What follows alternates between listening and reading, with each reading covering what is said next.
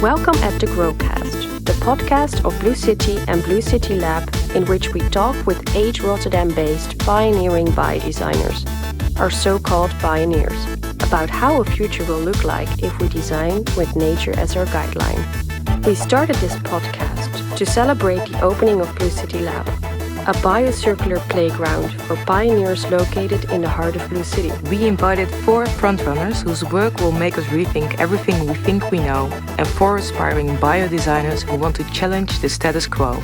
My name is Barbara Vos. And I'm Emma van der Leest. In this podcast, we welcome Ermi van Oers.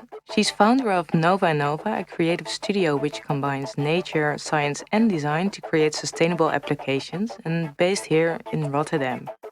Ermi and her team are working on the first floating network in the world, which will harvest energy from organic compounds in the water. Welcome, Ermi. Thank you very much. Very nice to be here. Thank you so much for making time actually to come here, because I think it's quite a busy moment for you right now. Yeah, actually it's always busy. But I'm honored that you invited me to be here in this beautiful space of BlueCity 010 in the middle of Rotterdam. We started this podcast in a crisis, so we think we have to stand still on what's happening in the world right now. And I think of all the people we are going to interview for the podcast, I think the crisis affected you the most. How were the last couple of months for you? I think, like for everybody, it's been tough. But on the other hand, as a startup, you're also used to adjusting a lot and to have a lot of uncertainties. So actually, I think that maybe helps us to go through it, because we are never sure about anything.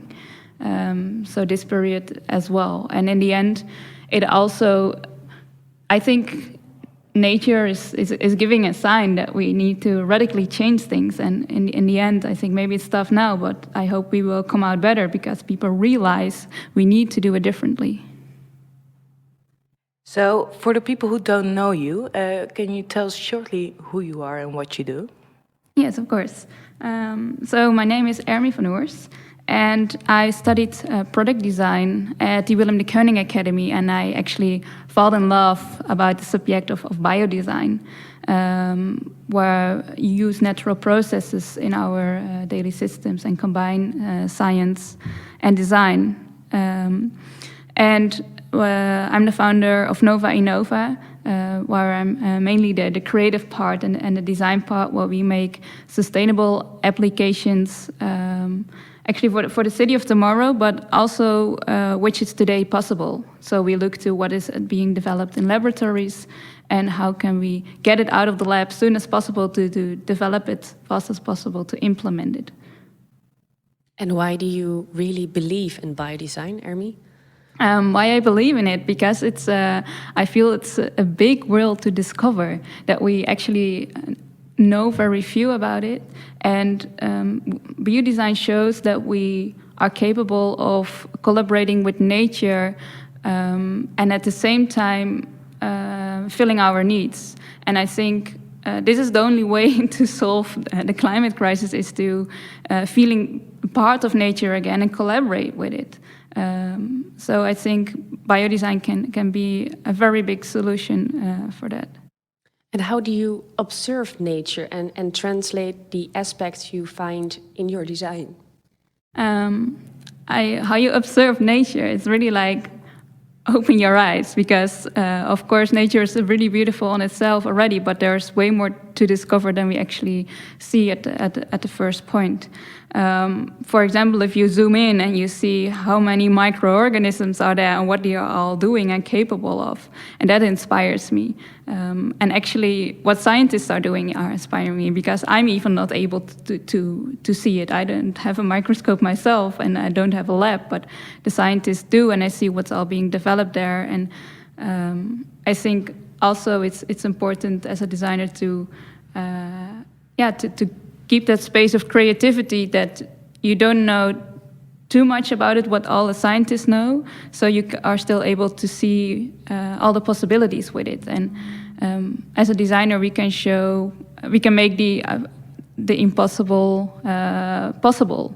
Before we really go in depth into the biodesign aspects, I really think I would like to know more about what you're doing now, about the projects, because there's like a wide variety of projects you're working on right now on the city of tomorrow. Could you tell us something about the two biggest projects right now?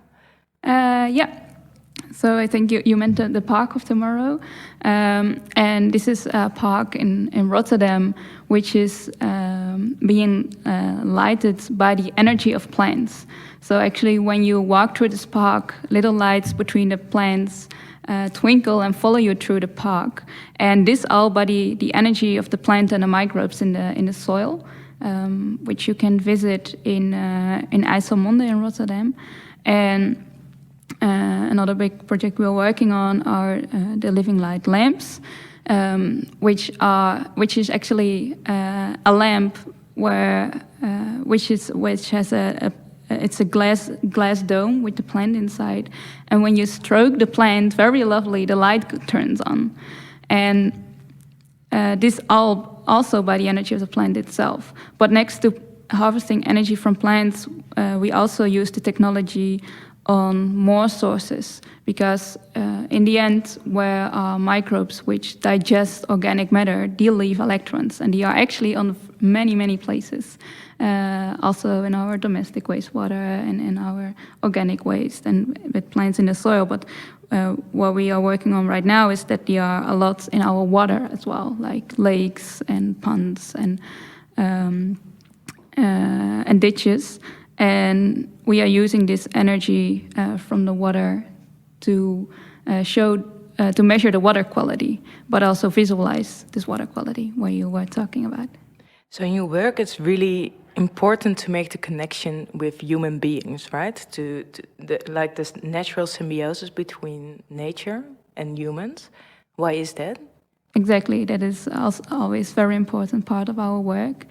Why that is because we actually, with our work, always try to communicate nature with human beings. Because nature, often we observe something as just a product or an object, but it's a living organism. And I feel when we are able to communicate again with nature, we will arise more empathy for it, because we see it is a living organism and how well or how not well nature is doing. And we will start behaving different if we actually arise empathy for it.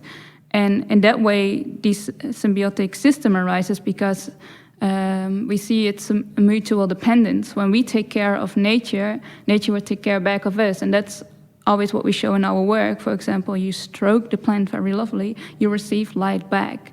When you take care of the water quality, you receive... you see the water is doing very well with their beautiful lights. Energy from plants, how does it actually work? It works on the microbial fuel cell technology.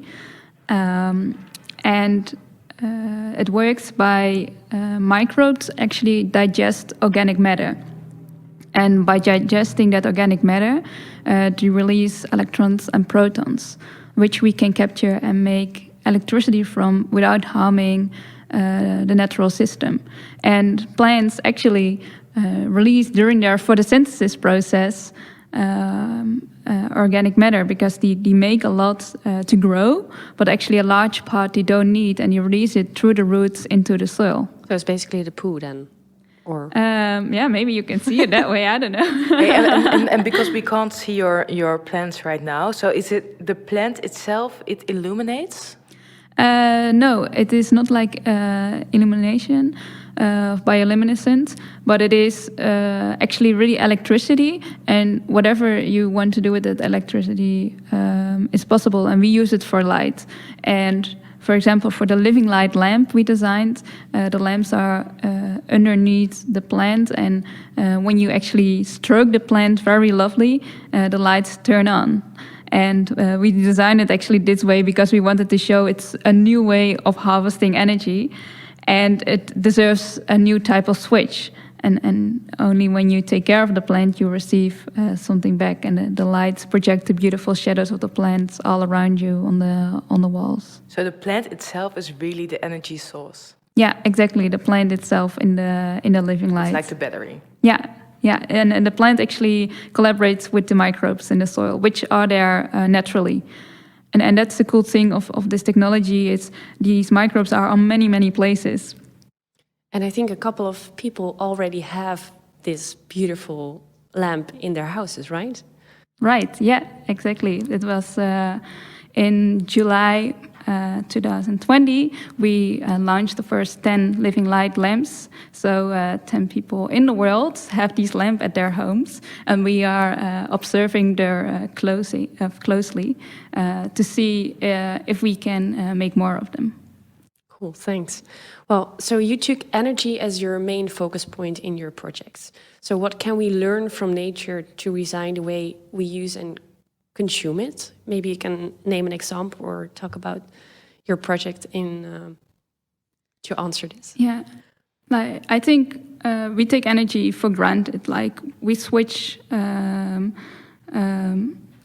we click on a switch without taking any notice, or we switch on the lights without it does anything to you. We take it for granted. And I think when, for example, our lamps are connected to the tree next door and the lamps are not working anymore, you probably will start looking to that tree, how well he is doing. And in that way, we bring back that connection. And energy is... energy is not that we only focus on energy. It's something which arises now because we are very fascinated about this technology. But it is an important part of human needs nowadays. So I think it's a wonderful thing to play with. Yeah, thank you. I think, the question, how does your work attribute to that, you kind of answered. Maybe you can tell us a bit more about how this whole project started from the beginning, because you graduated with Living Light and now you have a full-blown company with 6 people, I believe, that are working for you, and not even to mention the collaborations you have. How did this happen? How did you start from a one-person company to such a big company right now? Yeah. Actually, it all started by the incubation program of Let It Grow, which was an incubation program for startups which were working with plants and innovation. And we were one of the lucky 7 teams which were chosen to join this incubation program.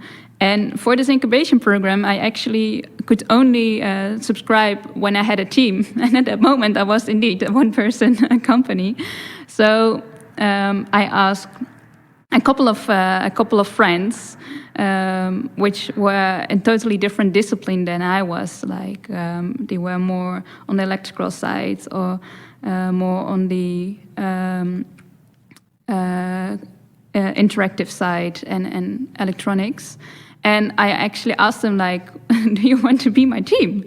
And they were like, yeah, why not? Let's start a new adventure and see where it goes.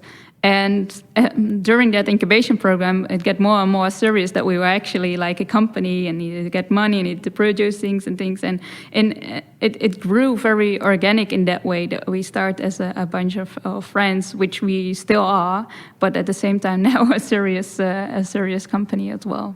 And during that, more people joined. So we started with 4, and now 2 people came by. They also said, like, this is amazing. We want to join and help you work. Yeah, how can we do that? And now they are part of the team as well. How important is it for you to work with different disciplines in your team? It's the most important thing, because you, in your own, you never can get so far, because it's from different disciplines, they have totally different knowledge, and all the knowledge together can bring something way further than you could just do on your own. You're also working with a bigger company, right, at the Wageningen University? Yeah, we, for example, with the Park of Tomorrow and the Living Light, we collaborate with Plant E. Plant E are the founders of the technology to harvest energy from plants. and we collaborate together to really like show where the technology is capable of and how we can implement it in today's life. Yeah, because you're also working on the scaling. For example, the living light lamp is now scaled to 10 pieces. Of course, people in 5 years, we can all buy this beautiful lamp. So what for scaling, you started this company, you became a real bigger company, you work with Plant E. What are the challenges at this moment collaborating with a team and a bigger company for the scaling this technology? It's you have a lot of difficulties always and even with scaling, and the most difficult part is working with nature, because nature is you cannot control it, which is the beautiful part of nature. But if you start normally we are used, if you scale something, everything is the same, so we know what we buy. But with our technology, it will probably always behave different in every person's home and every different environment. And that's the most challenging part that we also need to let people understand. It is not a lamp you can just buy at a normal shop. It is a piece of nature. Like the plant in your house sometimes also behaves different than you actually expect. So it's one side. It's we are working hard to control it more and to make it very user friendly. So, for example, if your plant dies in your lamp, you're able to replace it. So, in the other hand, it's also to tell that this is a new story of a new product, and that expectations of the consumer also understand that. Yeah, because I think your role as a designer also is really to tell this story, the storytelling aspect of these projects. Exactly, it's really big, right? Because if the storytelling aspect was indeed not important, we would just had the lamp would have looked way differently. It would have looked you even wouldn't maybe have seen that it's a lamp. But now it has a glass dome over the plant to show it's a very fragile object inside, which you need to take care of. And the lights are placed under the leaves of the plant. So when the lights turn on in the dark, you see the beautiful structures projected on your walls to show, like, if you look closely enough to nature, that how beautiful it is. So all these parts of the design is to tell the story. And I hope indeed what you said about 5 years, everybody could have this lamp, and it doesn't have to look anymore this way, because we are used that plants are an energy source then as well. So we don't have the story anymore, because will not know any better than that. Yeah, and how do you measure the impact, Ermi, with the people at home who have the living light, and also in the park? How do you document the impact that is created by those people? That's a good question. We are actually not documenting a lot, instead of what are things which are going wrong or which should to be improved, like in the park and with the plants at home. But I would actually really like to have help with researching the impact, because it is a CO2 negative energy source. So it has a lot of facades. Also that the park, for example, the green in the park received now a higher economical value because it's producing electricity. So probably we'll make more place for green. But this is all so difficult, at least for us, to measure. I have no clue where to start. So really, it's everywhere. It's quite difficult to measure. Yeah. So if anybody hears this podcast and knows how to help us with measuring the impact, please contact us. Please contact us. And you were also mentioning the economical value. It really becomes difficult, I think, when there are different interests on the table. So you work with this company, you have your own company. I've seen it in my own work, also money-wise, intellectual property rights, for example. Do you have advisors in your team as well who help you out with legal issues when it becomes really big? Yeah, and in that way, again, you should really collaborate with different disciplines, like people who are more on the business side or legal side. We also build up a network with people around us with that knowledge. We really contact on that part if we need it. So it's my the part which I don't like the most. But it's also part of the entrepreneurship and to get it further. And the pioneering mindset we have to exactly. To take so into really, account. like I think the advice I would like to give is really like work on your network and also inspire the people which are maybe not directly into sustainability, but maybe indeed totally on the legal side. So everybody actually is important for your work. Yeah, and I also think that the whole legislation part of it might be, I would love to have more parks in the city where we have plants creating light, but maybe it's not possible yet, to create something like that.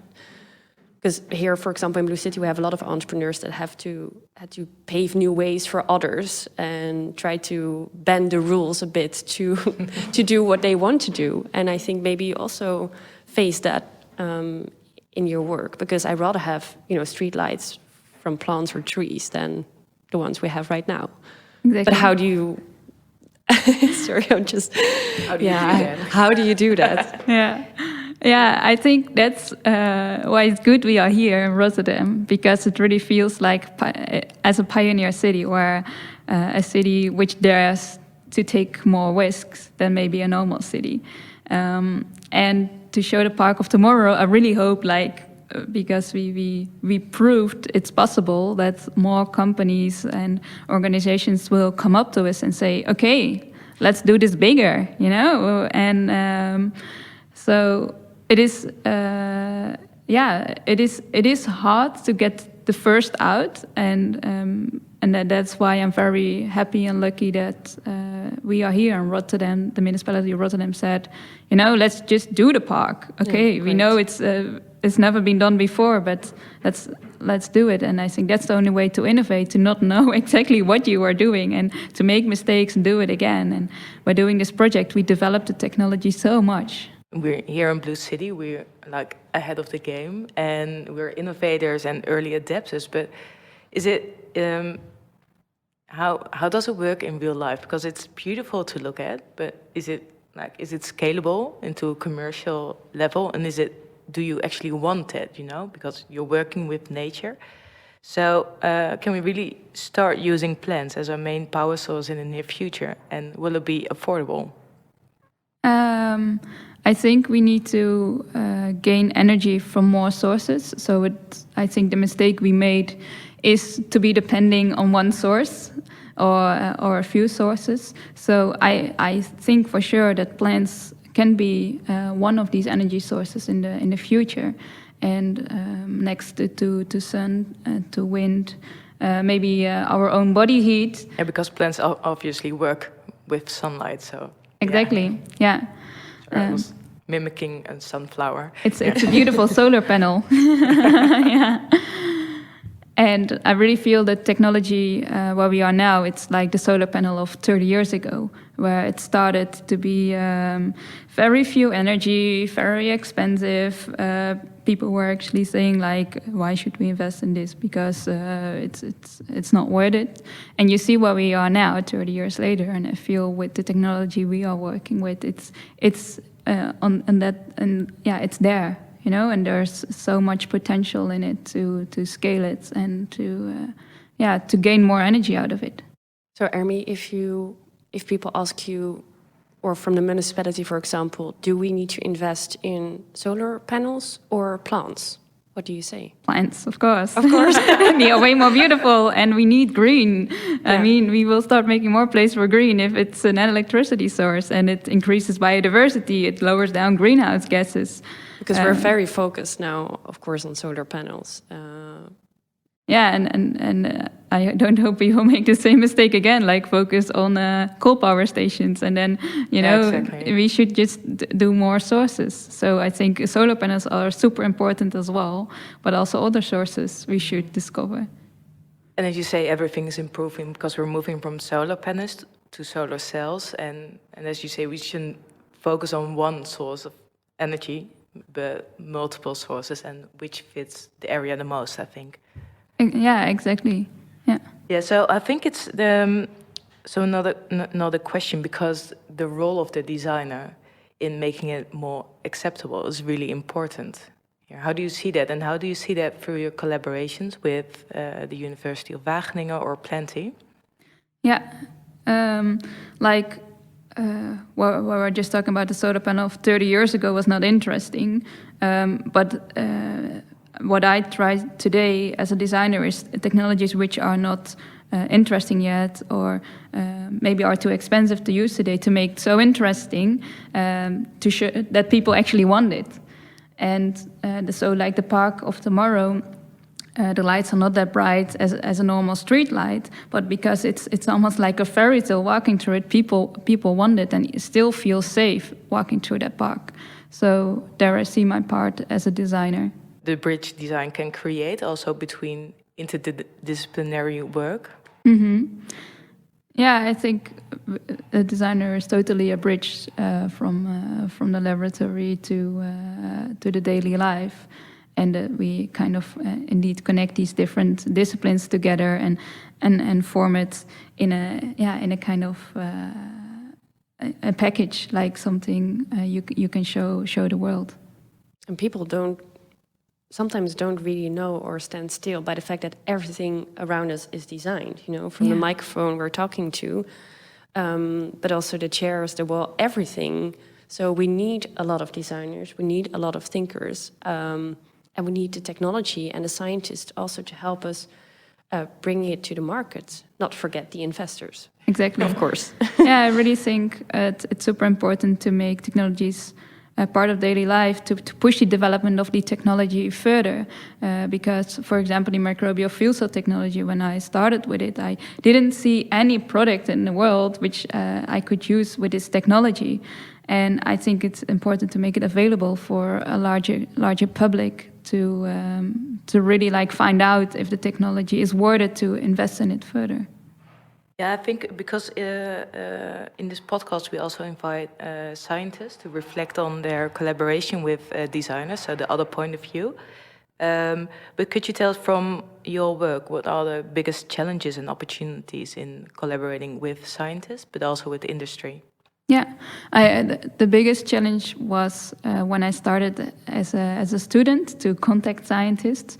It was, like Emma knows, very hard because as I can imagine as a scientist, you see an email of a student which is interested in your technology and wants to use it. You think this student will not understand anything of it, so let's not invest any time in that. And so as a student, it was super hard to get in touch with these scientists and to get help of them.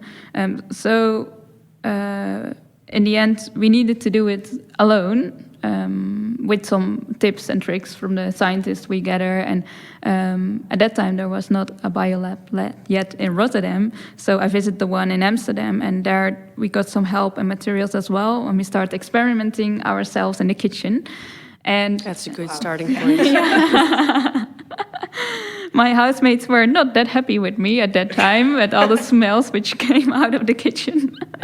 It's all natural. Yeah, exactly. It's the future. It's the future smelling. Yeah.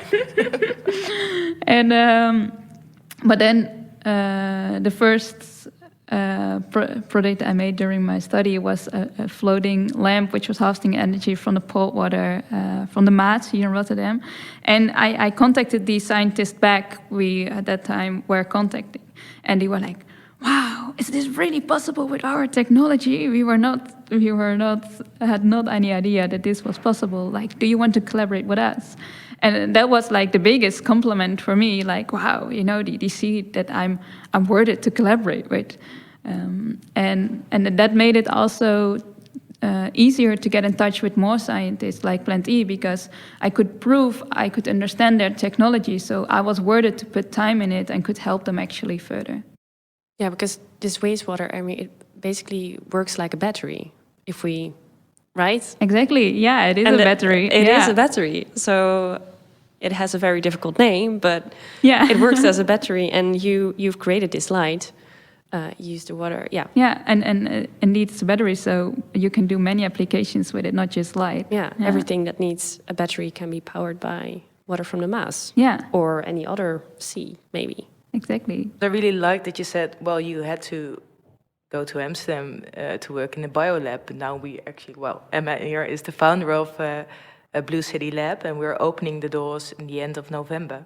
Could you tell us, will it make it more easier for people like you to do their work, to create beautiful things and to accelerate that transition? And establish new collaborations. For sure, it's super important. So I'm super happy you are here with BlueCity. I also teach on Willem de Kooning Academy now. And I also say to my students, like, go to BlueCity and experiment what is possible there and get to know people. Because when I was studying, it was not possible, but I think it really helps a lot to get your work further and to see... lower the threshold as well, because it's really hard to knock on the door of a laboratory and say, hey, like we both experienced, but there are also scientists who want to do an independent research and want to come here that are more open to work and see the value of design more and more.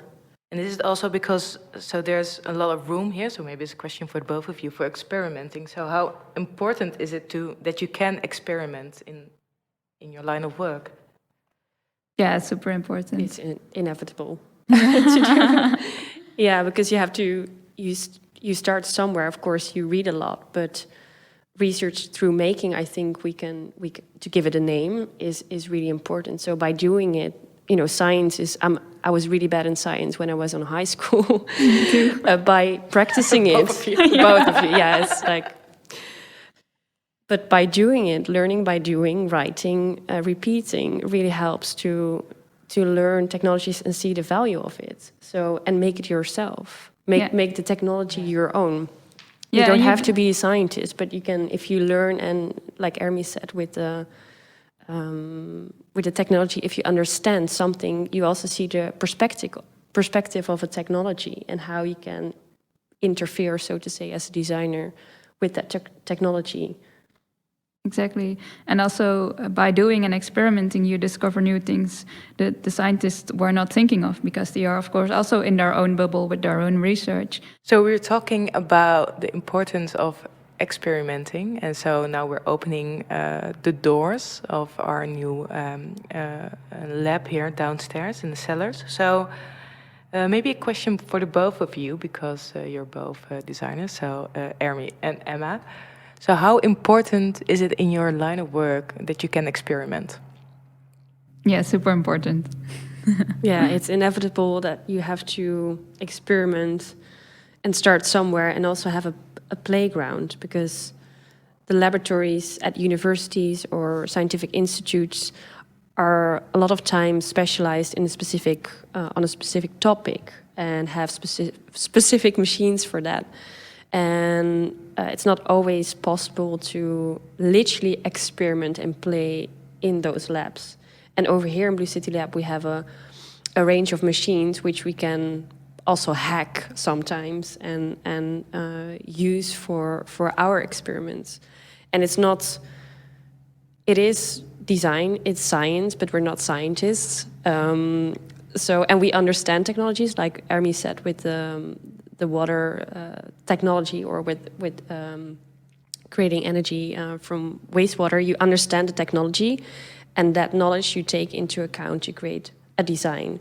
And design research is what we do. So we play with technologies, and by creating and experimenting with that, we create something new, and that's something we can do here. Yeah, because normally it's divided, right? Because you have scientists and their labs, and then you have designers and their kitchens. And because a lab is not like a normal thing you can go to as a designer, right, Ermi? So no, normally you need all kind of.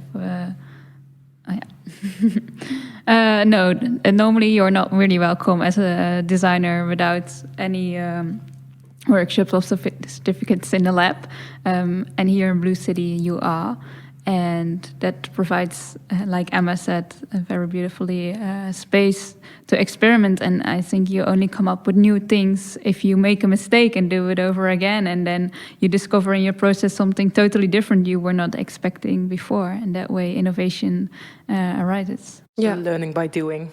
Learning by doing, but also with the right guidance, of course, because it's not a lab where you can just play around. Of course, we have supervision of people who know how to work. Still right? professional, yeah. The professional kitchen. But you have to document things like they do in the lab with lab journals, and then it's like baking a cake. You have your ingredients, you have your tools, you need to mix it for a certain amount of time, and then you put it in the oven for let's say on a temperature, and then you have a lot of experiments. I always relate to cooking. So it's the kitchen 2 points, maybe 10.0 in this case. And I can also imagine that for a scientist, it's also the visualization of one's research, if it's working, like small fragments of it. So maybe I'm looking at you now, Ermi. So can you tell us a little bit for you how that was working with scientists? What we experiment, or what I experiment a lot, is that a scientist says at the start, when you come up with an idea, that is not possible. And then you think yourself, yeah, it is possible.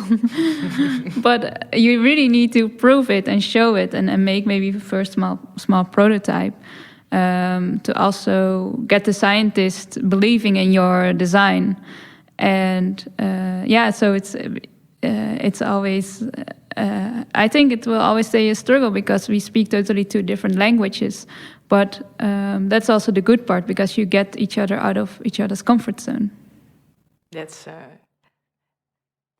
beautiful. Yeah, and create new nice narratives also between the two fields. Yeah, and you can find like it's like a normal translator between the two fields. Like you co-create on something, and there's room here for the co-creation.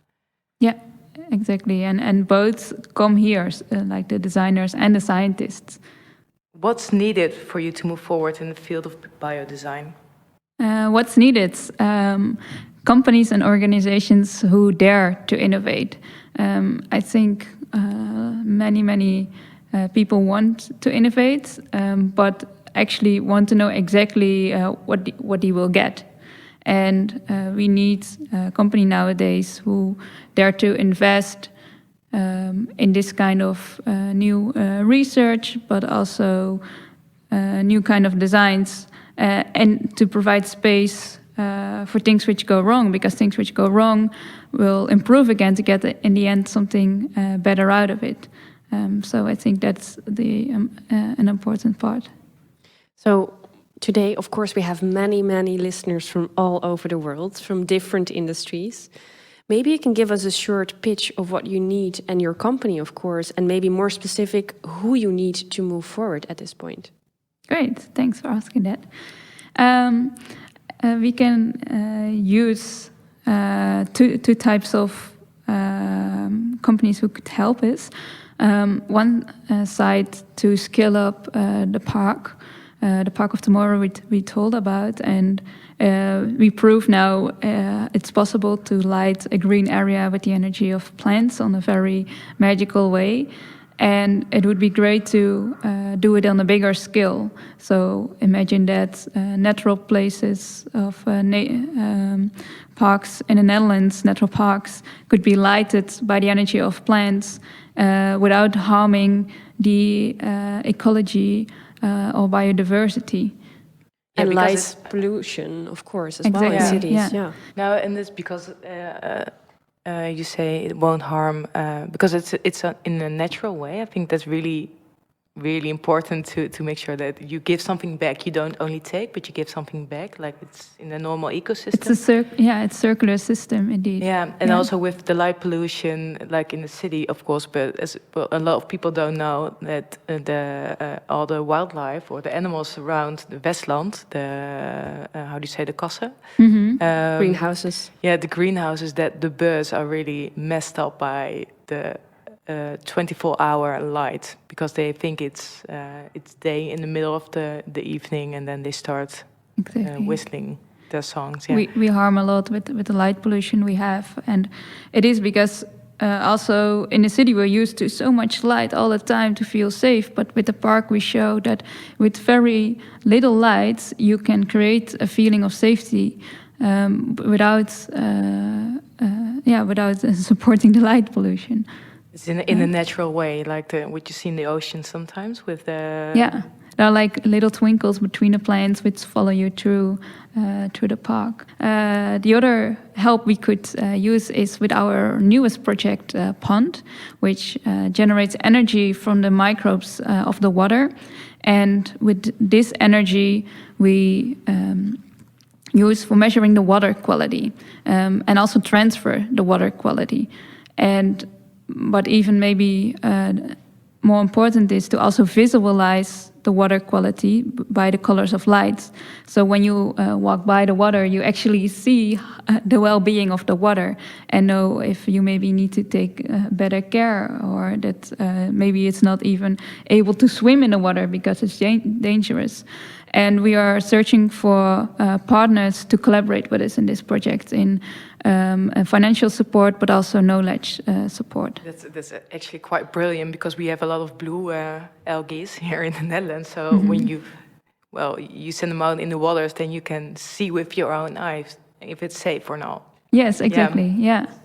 And people can see your pond project right now. Yeah, that's true. At the moment, we are presenting it virtually on the Dutch Design Week by the Embassy of Water. So yeah, it would be great to take a look how it is. Yeah, and it's the start, right? Because when people listen this back, they want to look it up, but it's the start of your research and your project, right? So it's growing. Yeah, we are now in a prototyping phase, and hopefully soon we can do a first pilot. Love it. I'm really, really looking forward to that. Me too, me too. Thanks, Ermi, so much for being here in these very busy times, and we'll keep an eye on you, and don't be a stranger, and please come and visit us, and also come and visit the people who are working here, because I think they will need a lot of your wisdom and experience. Yeah, and if we talk about wisdom, can you give us one tiny word of advice from your perspective for the people who just started to look at biodesign? Never think it's impossible. Really, you can make the impossible possible. Oh, I think that's a nice end of this. That's the perfect closure, yeah. Yeah, thank you, Ermi. Thank you. Thank you so much, Barbara and Emma. This Growcast was hosted by Barbara Vos and Emma van der Leest and produced by BlueCity Lab. This podcast was realized with funding from the municipality of Rotterdam and Creative Industries Fund NL, and was edited by Puree Productions. We also want to give a shout out to Nienke Binnendijk, director of BlueCity Lab, and Sabine Biesheuvel, director of BlueCity, and actually everyone else from the BlueCity team for their trust and never-ending support. Until next time, thank you for listening.